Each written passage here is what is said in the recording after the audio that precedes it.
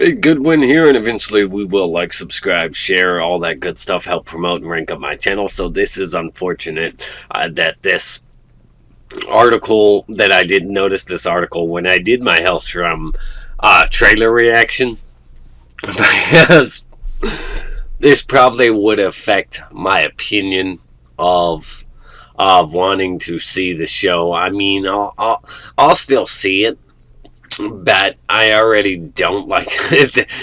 They immediately come out the door virtue signaling, and this wasn't something I was aware of at the time. Helstrom Marvel TV show Comic-Con panel opens with George Floyd BLM statement. Are you kidding me?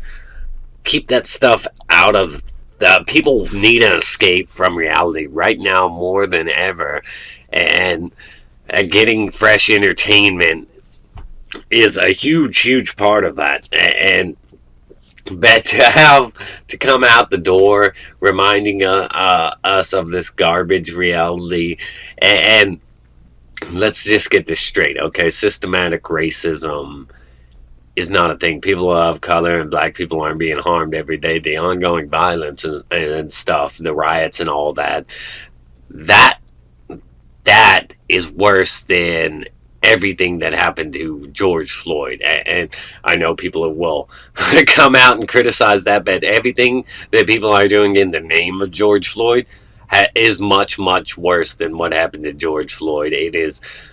tons of people are getting hurt and all that on a daily basis, and because systematic racism, the only systematic racism going on is against white people, as black people are gaining tremendous amounts of privilege during these circumstances, under these circumstances, and it's not like they were oppressed before. So the cast and crew of Marvel's Helstrom began their Comic-Con home panel by issuing statements pertaining to the ongoing discussion of systematic racism. The Comic-Con home presentation for Hulu's upcoming Marvel Comics-based horror series Helstrom came with numerous big moments, including the reveal of a trailer and premiere date. However, before diving into the show itself, the cast and crew behind Helstrom took the opportunity to address the ongoing discussions pertaining to systematic racism and recent Black Lives Matter protests in the wake of killing of George Floyd by Minneapolis police officers back in May. Given the events that are happening in the real world today, I think it would be a little remiss of us and irresponsible. No, it's irresponsible of you to bring this up and address this and in connection to your show.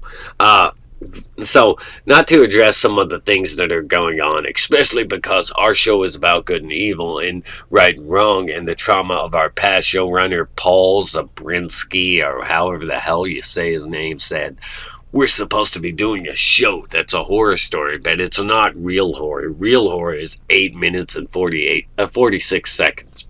Real horror is what happened to George Floyd, Rayshard Brooks, Ahmaud Arbery, or however the hell you pronounce that name, and the violence that keeps happening continually on a daily basis to black people. So, what about the violence that keeps happening on a daily basis towards white people and towards black people in the name of supposedly Black Lives Matter? All the black people getting killed and hurt by other black people by Black Lives Matter, the movement. You stupid fuck. And to people of color in general in this country, we are all... remember that there is still kids in cages down at the border as well. Yeah, you mean the cages that were there under the Obama administration? And so it's important that we demand action, we demand change, and that we not be complacent, and that we not be silent, which is why I'm speaking today. Oh, God. Just go F yourself, dude. Like, I cannot believe these people Zabriskie went on to say that while he is by no means qualified to lecture, he is a writer whose job it is to have empathy. I am a human being with a conscience who is adding his voice to the many other voices out there who are deeply saddened and profoundly angry about the state of our country and the things that are going today. Yes, we are deeply angry about all the riot and looting going unchecked, all the privilege being handed out to black people while claiming that they're oppressed, and we're the ones that are getting negatively impacted by it. We're told we're inherently racist and wrong, and that if we don't support their racism of white people, that we're evil. So the showrunner then passed the conversation to June Carroll, who plays the character of Louise Hastings. Carol described her own experience with systematic racism. Every time I go out of my house, I have to calculate how fast I'm walking, where I'm walking, when I'm walking. If I'm walking with anybody, I have to make sure my face is doing the right thing, my hands are doing the right thing. You are so ridiculous and absurd. Completely, wow, this person is garbage. My eyes are doing the right thing. Also, that I can prove that I am safe, she said. I am not sure why, given all that. It still takes watching someone die for 8 minutes 46 seconds to finally recognize that it's all damage and it's all the same death. She went on to explain that Helstrom is timely because it is about people trying to figure out who they are in the face of pure evil, and that is exactly where we are right now. You are just so stupid and ridiculous and outrageous. What is wrong with you people? God, my interest in this show is is drastically dropping. Not that it was great in the first place, because it doesn't look that great. It could be interesting. We want entertainment. We don't want a constant reminder of this fake reality, these lies, these constant lies about how bad things are for black people and how all white people are just monsters. I'm sick of hearing it. It's garbage. It's garbage. It's racism. So Robert Wisdom, who plays Caretaker, joined the conversation by praising Zabriskie, or however the hell and Carol, and adding his own experience. I remember a teacher saying, reporting to my mom, that I was always angry because I looked sullen in class. For me, I was being serious and paying attention to her teaching, and she complained that I wasn't smiling enough. So with that prompt, I began to smile, and that smile became, as I grew, a mask. I smiled to make her comfortable, and I realized at different stages of my life I was told I was intimidating, or people were scared of me, this and that, for no reason. And so my demeanor, my smile became that mask. He acknowledged the irony. Now we're all wearing masks, but says the real veil has been taken away. These people are so insane and ridiculous and nonsense. Trying to act like it's terrifying to go outside. If you don't wear a smile, you're somehow intimidating.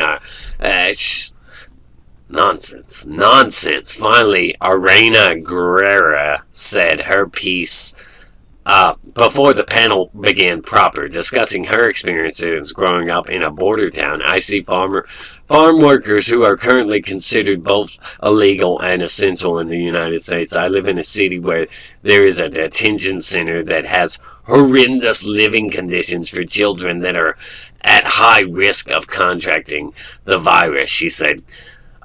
She encouraged her viewers to elect officials who will help fund programs for the good of the people, as well as urged viewers to wear a mask. Elect officials for the good of people. When you mean you just want a bunch of illegals to flood the country, it won't negatively impact you because you're up there, you're working in Hollywood, you're on a TV show, all you people are overpaid and all that. But for us, lower tier common working people, for people that don't have big overpaid Hollywood jobs and all that in the entertainment industry, we get paid low wages. We get paid low wages, and illegals will come in and take lower wages and take those jobs from normal working people, or lower the wages for normal working people because they have to compete with these illegals who are getting paid under the table and all that. It just hurts everybody. So all this stupidity is completely ridiculous. These people are nonsense and despicable. They're despicable, honestly. This virtue signaling is completely ridiculous, and that's apparently where we are today, where everybody thinks they got a virtue signal. Everybody thinks they got to get up there and lie about systematic racism. So god awful, so god awful. Anyways, let me know your thoughts and opinions down below. Comment. A good one here. Eventually we will like, subscribe, share, and there's your Helstrom. There's your cast, crew, the people behind Helstrom. There's what they really think of everything going on. And a good one here. Eventually we will. Stay awesome. Rock on.